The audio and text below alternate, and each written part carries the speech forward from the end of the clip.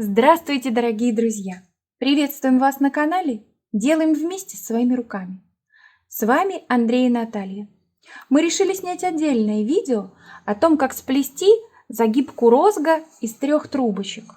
Это очень красивая и легкая загибка, и мы все чаще используем ее в завершении наших работ. Итак, стенки конфетницы уже готовы, и мы приступаем к плетению загибки. Для этого нам нужно увлажнить наши трубочки, стойки, и сделаем это просто из пульверизатора.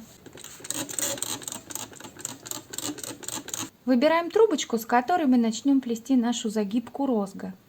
Можно взять абсолютно любую, но мы выбираем трубочку в середине, чтобы удобнее было снимать. Заводим эту трубочку за соседнюю, немножко подгибаем в петельку и добавляем дополнительную трубочку. В петельку вставляю трубочку, чтобы было лучше видно, откуда мы начинаем. Теперь сгибаем вторую трубочку и, наконец, третью. Так как наша розга, она будет плестись на 3 трубки, мы с этого места начинаем плести загибку. У нас каждый раз должно оставаться 3 трубочки.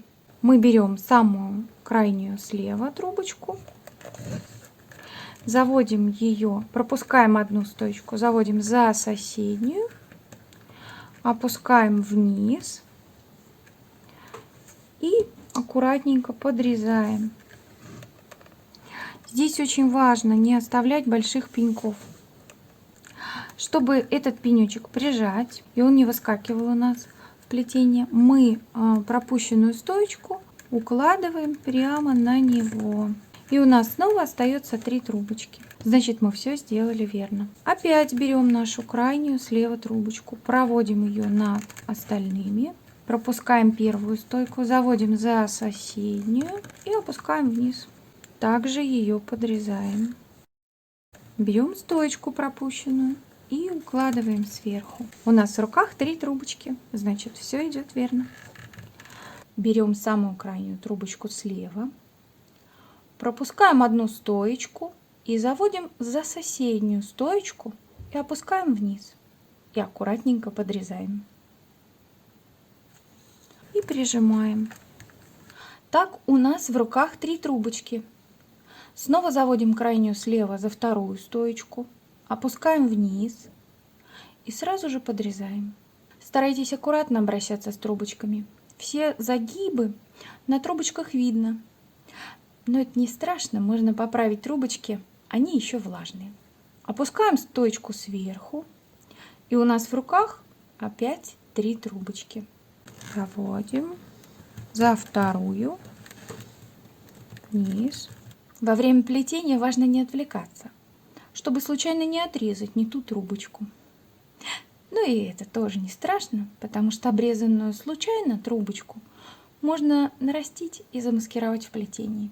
Но чтобы эта загибка выглядела аккуратно, нужно правильно подрезать трубочки, чтобы их было потом не видно из плетения, чтобы они не торчали. Даже немножко я вот здесь подрежу еще посильнее. Так, 3 трубочки у нас в руках. Крайнюю мы заводим, пропускаем первую за вторую, подрезаем. Это очень простая, но симпатичная загибка, хотя и выглядит довольно сложной. Если вы однажды наберетесь смелости и попробуйте ее сплести, она сразу станет вашей любимицей, и вы будете ее очень часто использовать. В этой загибке очень удобно то, что трубочки не нужно заправлять в плетение. Сама загибка их красиво удерживает и маскирует. Такой способ сильно облегчает процесс плетения.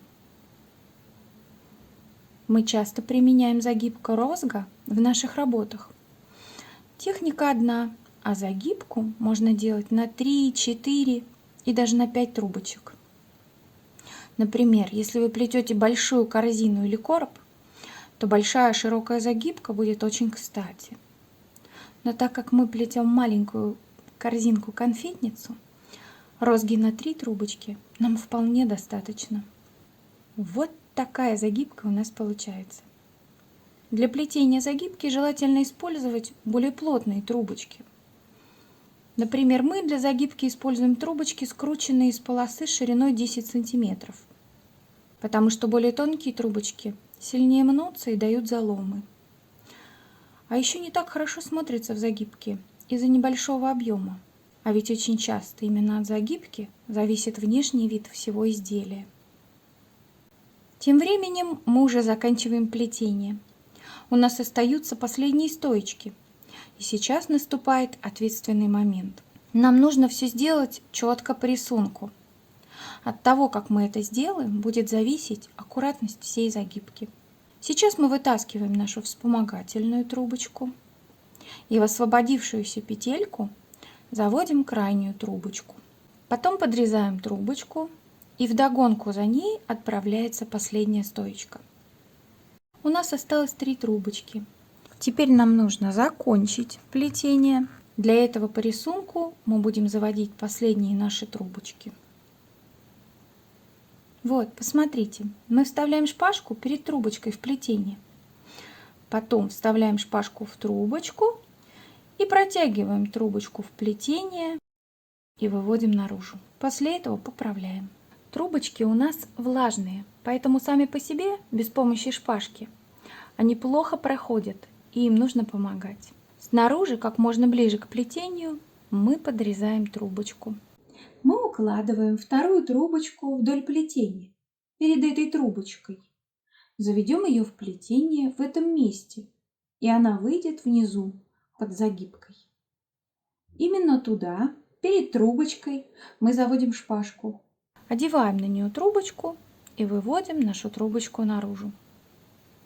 Потом поправляем непослушную трубочку пальцами. И уже здесь мы аккуратненько подрезаем под самый корешок. И, наконец, у нас осталась последняя трубочка. Чтобы точно не ошибиться, смотрим по пенечкам. Здесь у нас выглядывает пенечек, и здесь. А вот здесь пенечка нет. Вот туда мы и вставили шпажку. Таким образом у нас рисунок полностью совпадет. Сминаю трубочку пальцами, делаю ее более плоской. Креплю ее на шпажку и протягиваю через плетение наружу.